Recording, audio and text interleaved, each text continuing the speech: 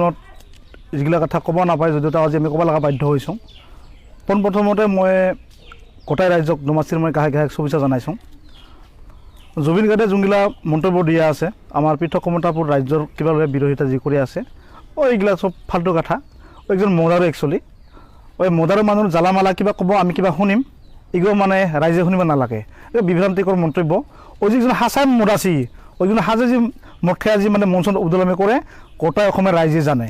অসমৰ কি অল ইণ্ডিয়াৰ মানে অল ৱৰ্ল্ডৰ মানুহে জানে একজন থাৰ্ড ক্লাছ ফ'ৰ্থ ক্লাছ মানে মদাচি আৰু কি।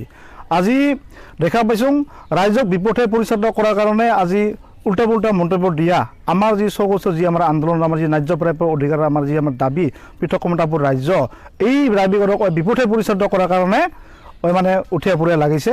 ওৰ আগত জুবিন গাৰ্গে কাই কিবি আছে আমি নাজানো, কিন্তু জুবিন গাৰ্গৰ মদাৰুক মই আজি এই জুবিন মদাৰুক মই আজি একটা কথা ক'ব খোজোঁ।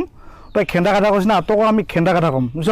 তই এৰা খুন্তা তোক মই আমিৰা আমাৰ অধ্যুষিত অঞ্চলগিলানত তোক সোমাবৰ কাৰণে আমি বাধা কৰিম আৰু যিকোনো সময়ত যিকোনো প্ৰকাৰত তোৰ এই মন্তব্য উল্টা পুল্টা মন্তব্যগিলা অলপ চাৰিক অলপ তোক অসমৰ ৰাইজে তোক এটা ভাল পাইছে, অলপ তোৰ গান শুনে তই নহ'লে গায়কহে, তই গায়ক হিচাপত থাক। তই উল্টা পুল্টা মন্তব্য দিয়া মানুহৰ মাজত বিভ্ৰান্তিকৰ মানে তই চেষ্টা কিবা নকৰিবি। এই মানে আৰু দ্বিতীয়তে এনেকুৱা ধৰণৰ আমাৰ চৌগোষ্ঠীৰ যি আমাৰ যি আমাৰ মান সন্মানত যি আমাৰ আঘাত লাগে এনেকুৱা ধৰণৰ মন্তব্য দিলে তোৰ কথা কিন্তু দিগদাৰ আছে।